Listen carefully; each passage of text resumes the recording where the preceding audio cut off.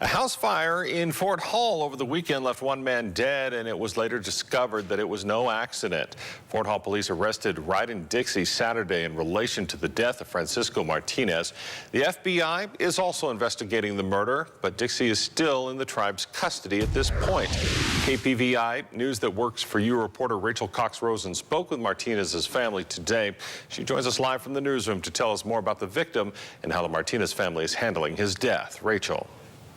Matt, the family is doing okay considering this tragedy only happened 2 days ago. Francisco's sister said they're, quote, trying to be strong, but despite putting on a brave face, the Martinez family is still devastated.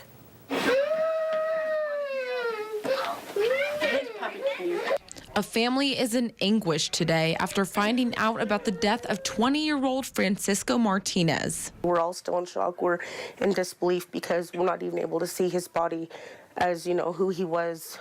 You know, the only memories we have are from like a week ago.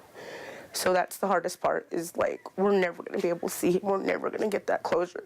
The family described Francisco as universally loved and said he loved boxing, being outdoors, and helping people. Francisco was found after a fire was reported just after 5 a.m. Friday at a building in Fort Hall. The building is across from Fort Hall Elementary on B Street. Francisco's family said they first heard rumor of the tragedy on Facebook and then had to wait in their grandmother's house for hours to find out the truth. It felt like eternity, like the time wasn't gonna, like, just felt forever. Like we sat here like we are today, and I mean, just waiting, it felt just ugly having to sit here and wait and, you know, being so helpless. But despite all the hurt, the family wants people to remember the good things about Francisco.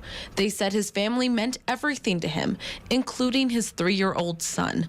They also described his bright personality. He always had a big old cheesy smile on his face no matter what. He'd be upset or frustrated, and he'd always just smile at you, and just, there was never a dull moment in his life, I guess. It was just always really happy-go-lucky, and he just loved his life.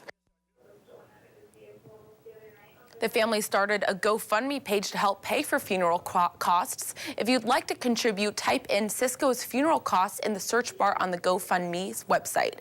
We will also be putting up a link to the GoFundMe on kpvi.com. The family says they plan to have a traditional funeral service for Francisco on Wednesday at their grandmother's house, and then on Friday he'll be brought to the Bannock Creek Cemetery. We'll keep you updated in the coming weeks on the investigation into Francisco's death. Reporting live in the newsroom, I'm Rachel Cox-Rosen. Matt, back to you. Okay, thank you very much, Rachel.